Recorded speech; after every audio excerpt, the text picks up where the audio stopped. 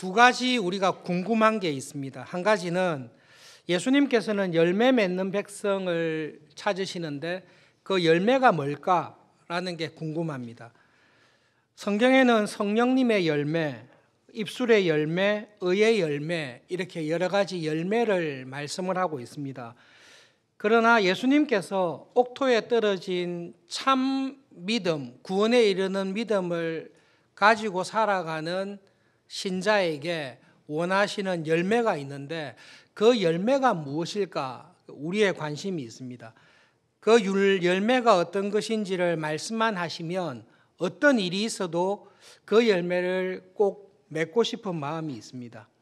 두 번째로는 열매를 생각할 때 예수님께서 100배, 60배, 30배라고 이야기하셨습니다. 그래서 내가 열매가 있다면 나는 몇 배를 맺었을까? 열매의 크기가 얼마가 될까? 우리의 관심이 있습니다. 목회자에게 적용하면 이렇겠죠. 제일 작은 게 30배 결실했다고 하면 잘못 해석하면 목회를 하면서 30배의 결실을 얻었다면 처음에 교회를 시작할 때 개척할 때 10명인 교인이었는데 최소한 30배면 300명이 돼야 되지 않습니까? 300명이 된 교회를 이루고 은퇴하는 것이 30배의 결실인가? 만약에 100배의 결실을 한다면 개척할 때 10명의 교인과 했다면 최소한 1000명은 돼야 되는데 내가 이렇게 100배의 결실을 한 교인일까? 우리는 열매를 생각할 때에 궁금한 게 두 가지입니다. 1번, 예수님께서 말씀하시는 열매가 뭔가? 2번, 나는 그 열매를 얼마나 많이 외적으로 맺었는가? 그 두 가지가 우리의 관심입니다. 그래서 예수님의 비유를 곰곰이 생각해 보시고 들여다보시면 놀라운 사실이 있습니다. 이게 너무 단순한데 놀라운 사실이 있는데요. 예수님께서는 열매가 무엇인지를 도무지 언급을 안 하고 있다는 말씀입니다. 길가나 돌밭과 가시밭과 달리 옥토는 하나님께서 찾으시고 기뻐하시는 열매를 많이 맺는다라고 하셨는데 그 열매가 무엇인지에 대해서는 예수님은 전혀 언급을 하지 않습니다. 만약에 예수님께서 이게 열매다라고 했으면 우리는 분명히 무슨 수를 써서라도 그 열매를 사서 우리 안에 붙여 놓으실 것입니다. 테이프를 붙이서라도 우리는 예수님이 말한 열매는 가능한 한 많이 사가지고 붙여놔서 마치 내가 열매가 많이 있는 나무인 것처럼 우리는 치장할 것입니다. 다행스럽게도 예수님께서는 옥토와 같은 교인이 맺는 열매에 대해서는 분명히 열매는 있다라고 하시는데 그 열매가 무엇인지는 아예 언급을 하지 않으십니다. 그것이 일단은 감사합니다. 예수님께서 관심은 30배, 60배, 100배의 외형적인 것에 있기보다는 내용을 자세히 들여다보시면 옥토는 길가와 돌밭과 과시밭과 무엇이 다른가에 대해서 예수님께서는 훨씬 더 설명을 하고 계십니다. 그래서 결론적으로 예수님께서 보시기에 나는 옥토와 같이 열매 맺는 교인인지 아닌지를 알 수 있는 방법은 주님께서 설명하신 대로 옥토는 어떤 점에서 길가와 돌밭과 가시밭과 다른 옥토다운 특징이 있는지를 주목해 보면 그 열매가 무엇인지는 자연스럽게 확실하게 알게 됩니다. 그래서 예수님께서 하신 옥토와 같은 열매 맺는 교인의 특징을 길가와 돌밭과 가시밭과 비교해 보면 딱 두 가지 아주 큰 특징이 있습니다. 한 가지는 열매 맺는 옥토와 같은 교인은 하나님의 말씀을 듣고 깨닫는 교인입니다. 그것이 현저한 특징입니다. 예배를 드리고 난 이후에 교인들 가운데, 여러분 가운데 이런 경험이 있을 것입니다. 목사님, 오늘 설교 말씀은 저에게 하신 말씀이죠. 설교 시작할 때부터 끝까지 저에게 하시는 말씀이었습니다라고 말씀하는 교인이 간혹 있습니다. 근데 놀랍게도 저는 설교 준비를 할 때 그 교인을 생각을 하면서 설교 준비를 한 것은 아닙니다. 그런데 예배를 통해 하나님의 말씀을 들을 때에 목사님이 처음부터 끝까지 나를 두고 설교를 준비하시고 나에게 하시구나라고 느끼는 교인이 있습니다. 그것이 말씀을 듣고 깨닫는 교인입니다. 성령 하나님께서 우리에게 말씀하시는데 하나님께서 직접 말씀하시면 우리가 죽을 수밖에 없기 때문에 시내산에서 하나님이 나타났을 때 이스라엘 백성들이 두려워했습니다. 하나님 우리한테 직접 말씀하시면 우리가 죽을 것 같으니까 그냥 모세를 통해서 말씀하시면 듣겠습니다. 하나님께서 직접 우리에게 말씀하시지 않고 하나님이 세우신 말씀의 종들을 통해서 우리에게 말씀하시는데 설교 예배를 통해 성경을 읽거나 기도할 때 하나님께서 지금 나에게 이렇게 하라고 말씀하시구나라고 듣고 깨닫는 교인이 있습니다. 그런 교인이 옥토와 같은 교인입니다.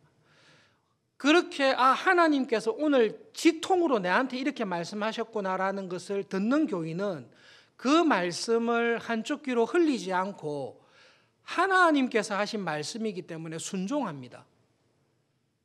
목사의 말에 순종하는 게 아니라 말씀의 종을 통해 하나님께서 나에게 하신 말이기 때문에 하나님께서 하신 말씀에 순종하는 마음이 옥토와 같은 교인에게 있습니다.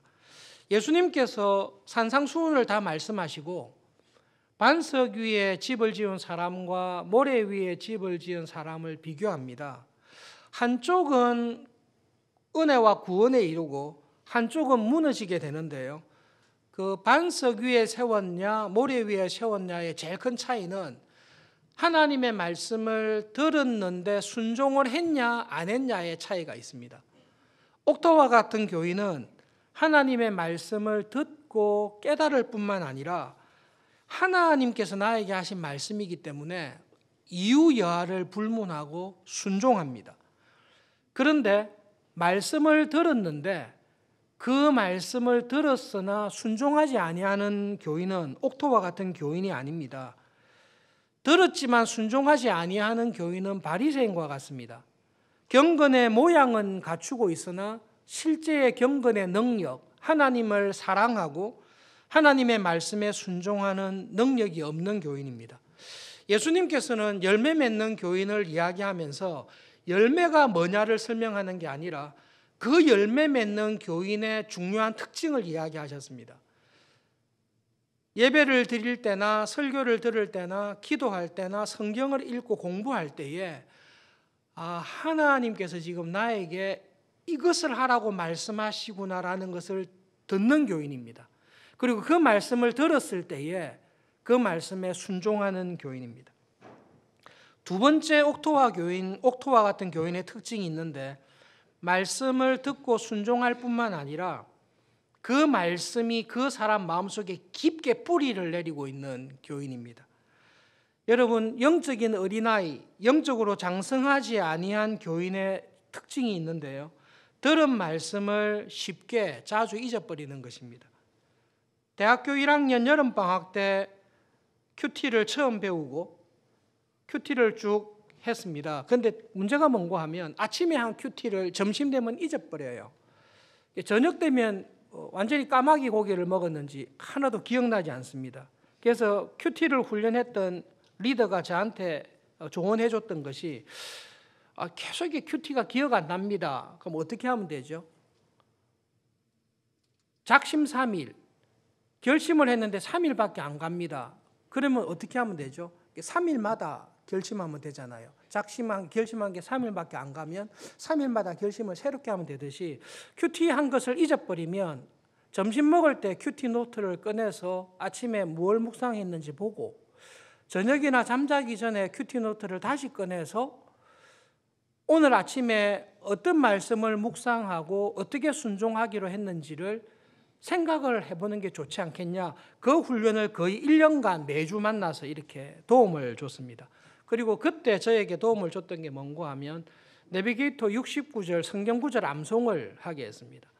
69절을 쭉 암송했어요. 지금은 많이 잊어버렸어요. 근데 그때는 토시한 게 안 틀리고 다 외웠어요. 69절 마치고 나면 189절을 암송하거든요. 189절을 암송합니다. 189절을 암송하고 나면 개인적인 그 성경 암송 카드를 만들어서 암송을 쭉 하는데요. 한 500구절 이상 1000구절 가까이 암송했던 것 같아요. 지금은 다 잊어버렸습니다. 검사하지 마십시오. 그런데 그 훈련을 집중적으로 받다 보니까 어떤 일이 생겼는가 하면 아침에 큐티할 때 매일 성경은 딱 두 가지만 묻습니다. 하나님은 어떤 분이십니까? 나는 어떻게 살 겁니까? 이 두 가지밖에 안 묻거든요.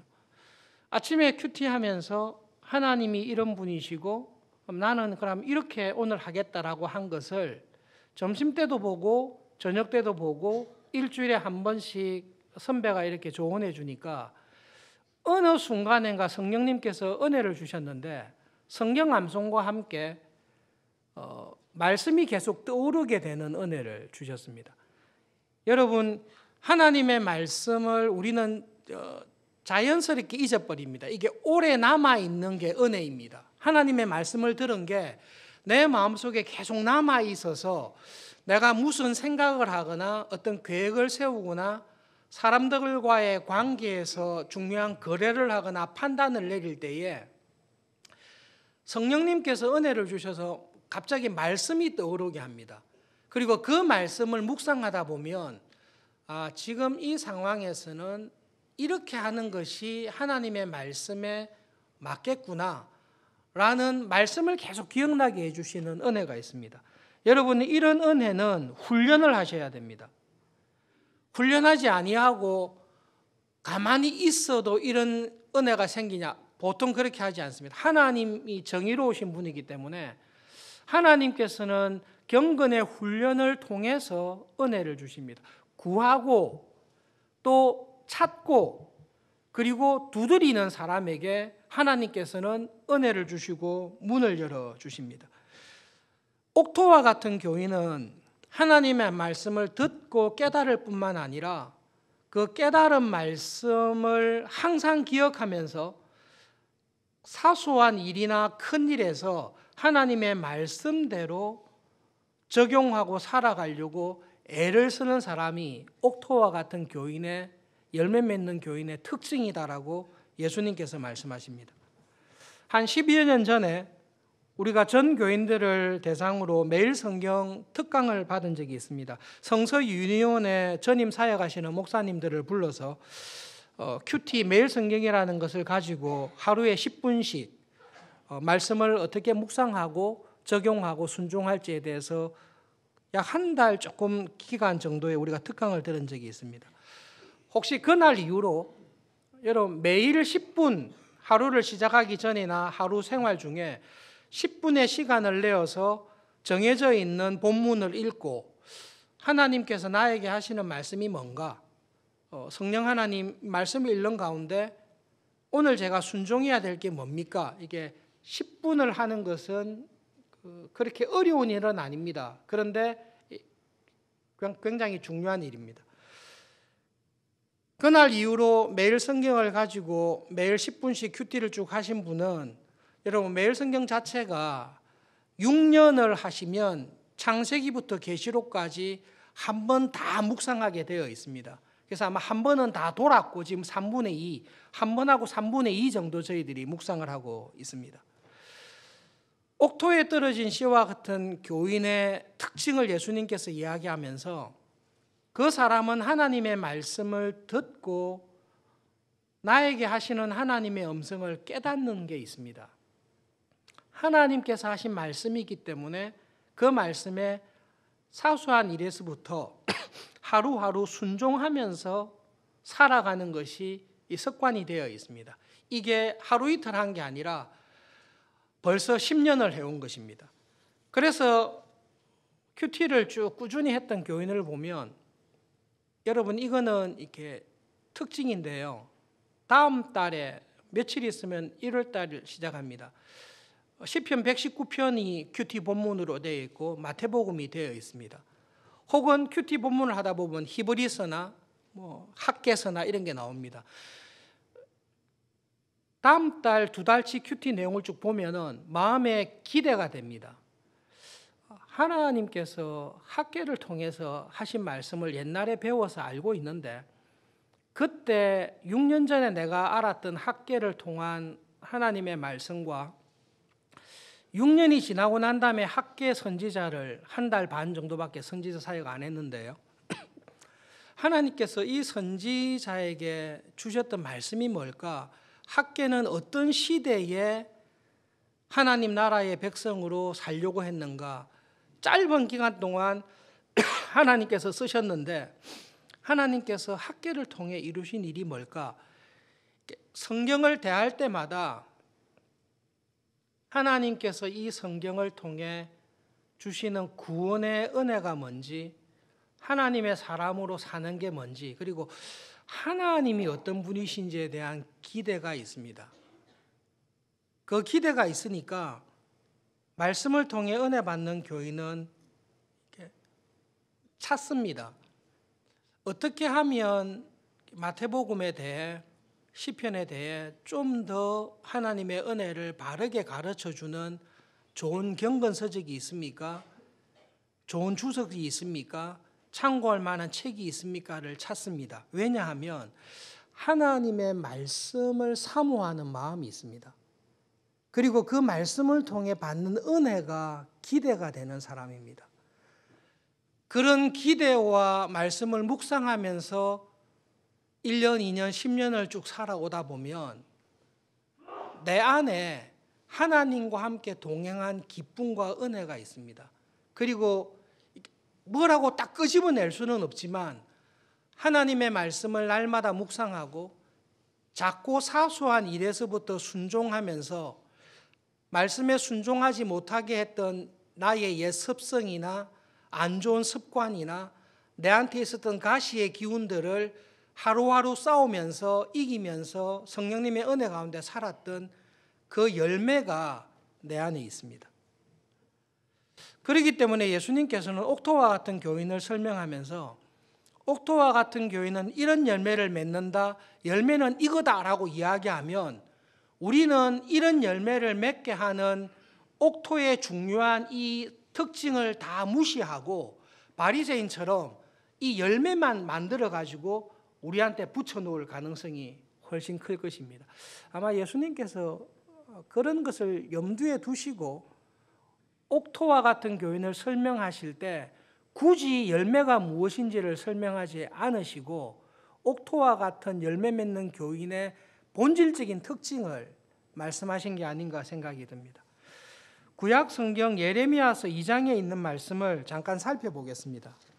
이사야 다음에 있습니다. 구약 성경 1052페이지쯤에 가시면 예레미야 2장이 있습니다. 9절부터 13절까지 한 절씩 교독하겠습니다. 예레미야를 통해서 유다 백성들의 죄를 지적하시는 부분인데요. 예레미야 2장 9절부터 13절까지 한 절씩 교독합시다.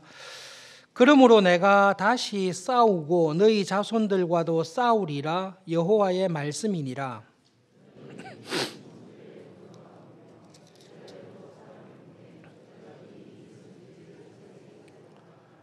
어느 나라가 그들의 신들을 신 아닌 것과 바꾼 일이 있느냐?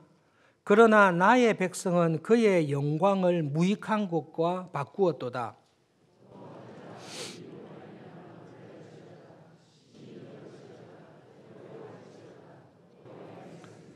13절 함께 읽겠습니다. 내 백성이 두 가지 악을 행하였나니 곧 그들이 생수에 권원되는 나를 버린 것과 스스로 웅덩이를 판 것인데 그것은 그 물을 가두지 못할 터진 웅덩이들이니라.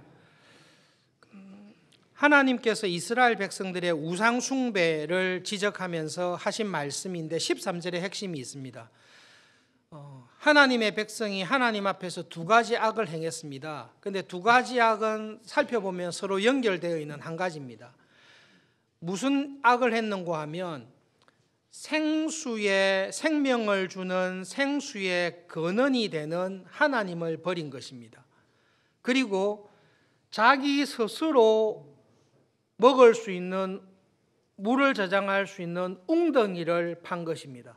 그리고 그 웅덩이에 물을 저장해서 그 물을 마시면서 살아가고 있는 것입니다. 그런데 그 웅덩이의 물은 생명을 주지도 못하고 그 웅덩이의 물은 터져 있어서 갈증을 해결하지를 못합니다.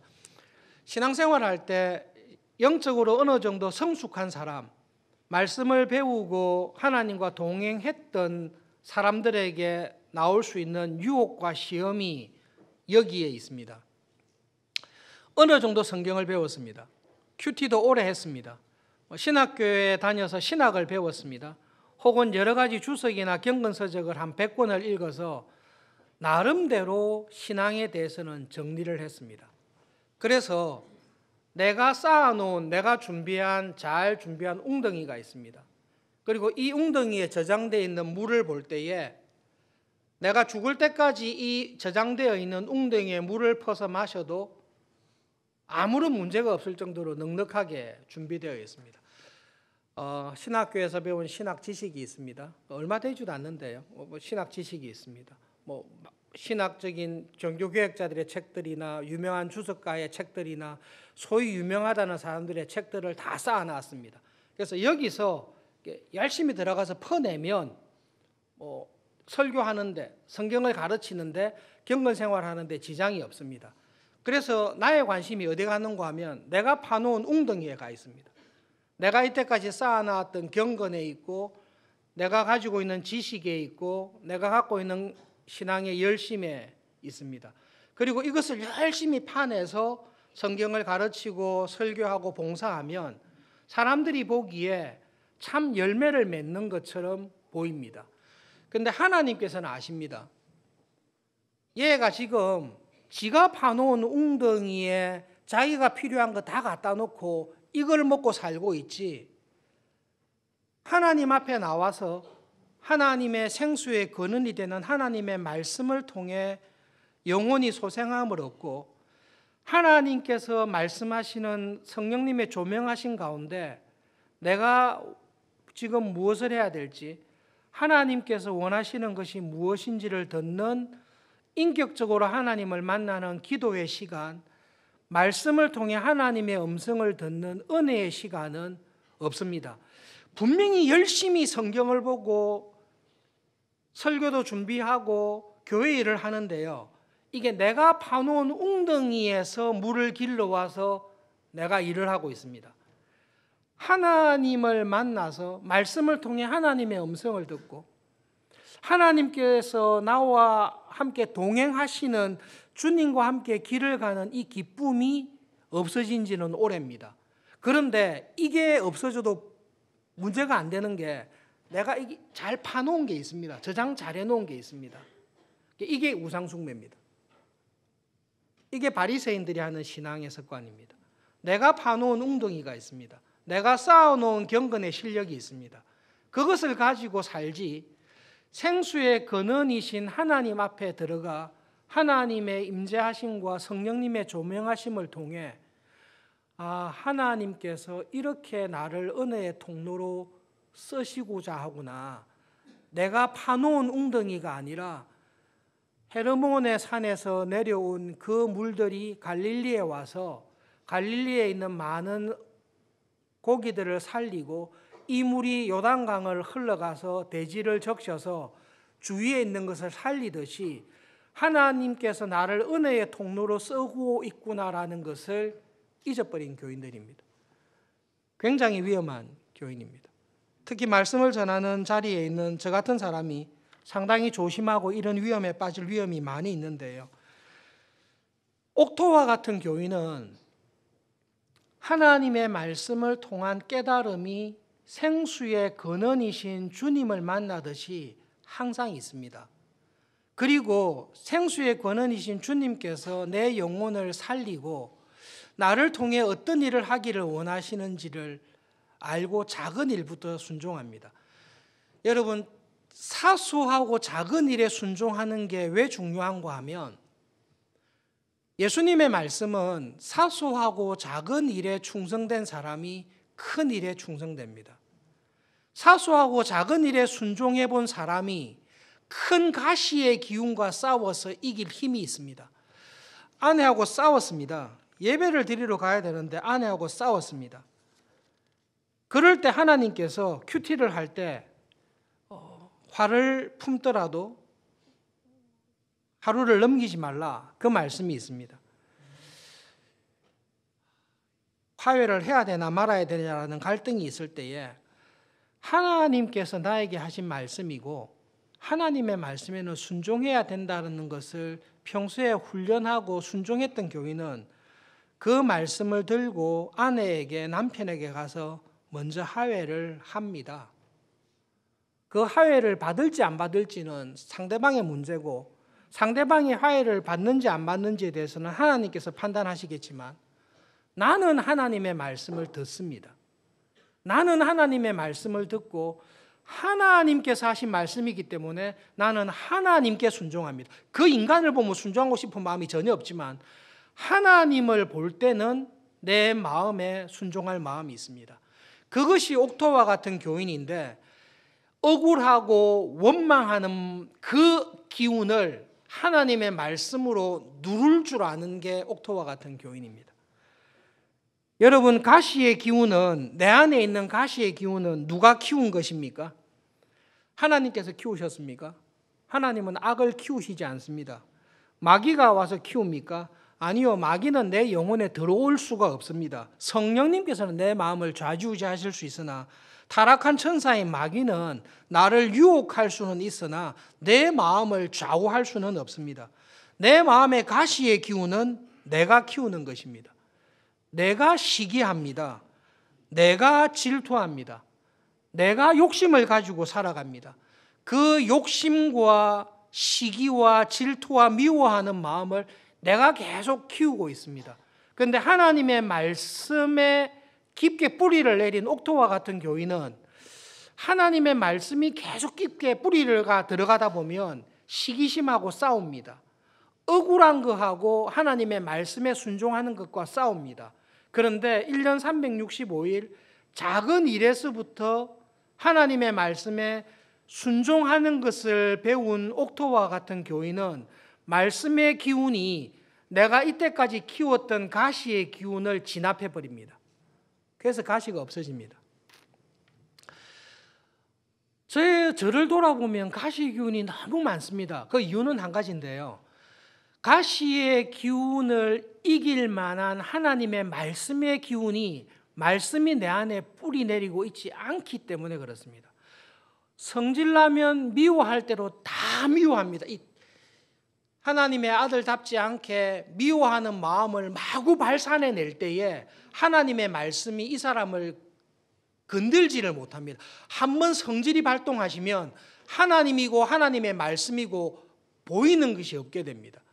내 안에 있는 시기와 질투가 하나님의 말씀을 눌러버리는데, 말씀이 떠오르지를 못하게 하는데 실제로는 하나님을 눌러버리는 것입니다. 마음으로 작정하여 하나님을, 성령님을 눌러버리는데 성령님께서 어떻게 역사하십니까? 성령님께서 문 밖에 서서 두드리노니 문을 열고 나를 영접해라고 이야기하는데 문을 꽁꽁 닫아놓고 성령님께서 두드리든 말든 내 안에 있는 욕심과 욕망과 이기심과 탐심으로 나를 막 발동해서 움직이고 있는데 성령님께서 들어와서 일하실 수가 있습니까? 내가 작정하고 닫아놓고 있는데. 성령님 문이라도 들고 부수시고 들어오셔야죠. 안 하신다니까요. 성령님께서는 간절히 구하고 은혜를 찾는 자에게 찾아오시지, 자기 마음의 옛사람의 욕심대로 막 발동하고 있는 사람을 성령님께서 왜 부수고 들어가십니까? 성경을 보십시오. 그런 경우는 굉장히 드뭅니다. 옥토와 같은 교인의 특징이 있는데 우리 교회 권사님 중에 이런 분이 계십니다. 신방하면서 이렇게 말씀을 들었는데요.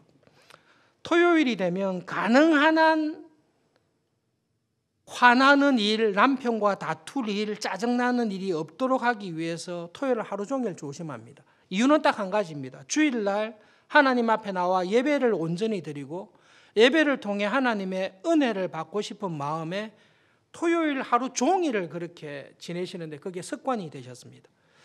교회의 오랜 전통 가운데 토요일 저녁에 교회에 와서 내일 있을 주일 예배를 위해 기도하는 전통과 습관이 있었다라는 것을 들은 적은 있습니다. 그런데 저의 어린 시절에도 그것을 본 적은 별로 없습니다. 근데 그런 전통이 있었다는 것은 들었습니다.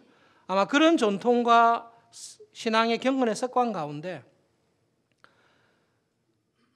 토요일 하루 종일 하나님의 은혜를 예배를 드리기를 원하고 말씀을 통해 하나님께서 저에게 말씀해 주기를 간절히 기도하며 예배에 참석하는 분이 계십니다. 많은 분들이 그러시기를 바랍니다. 그렇게 마른 땅과 같이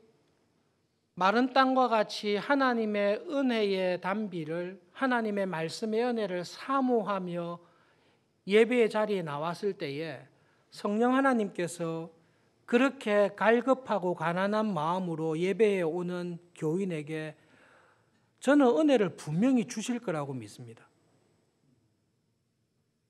제가 말씀드린 것은 벙어리가 설교해도 그분은 은혜 받습니다. 그분은 그렇지 않는 사람은, 말씀이 하나님의 은혜를 사모하지 않고 예배의 자리에 앉아 있는 사람은 이 자리에 예수님께서 설교하셔도 은혜 안 받습니다. 그거는 복음서를 보십시오. 가버나움과 벳세다와 고라신에 있는 사람들을 향해 예수님께서 탄식하신 것을 들어보십시오. 난 너희들을 도무지 이해를 못한다. 내가 와서 설교해도 너희들은 은혜를 안 받는다.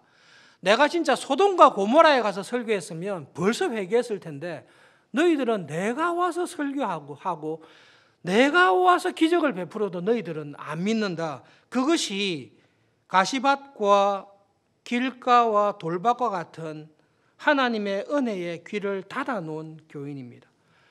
여러분, 옥토가 될까 가시밭이 될까 이거는 내가 정하는 것입니다. 예수님께서는 정해져 있다 이렇게 한 게 아니라 너희들이 정한다라고 말씀하신 거예요. 말씀을 듣습니다. 예배를 마치면 기억을 안 하죠. 다 잊어버립니다. 그래서 잊어버리니까 할 수 없다. 자기가 정한 거예요. 하나님의 말씀을 들었는데 이 말씀이 하나님께서 나에게 주시는 말씀이니까 내가 저 인간은 싫지만 하나님을 내가 순종하기 때문에 내가 이렇게 해야 되겠다. 그 마음을 먹는 것은 내가 정하는 것입니다.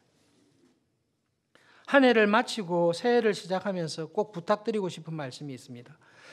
매일 일정한 시간과 장소를 정하셔서 하나님의 말씀에 귀를 기울이십시오.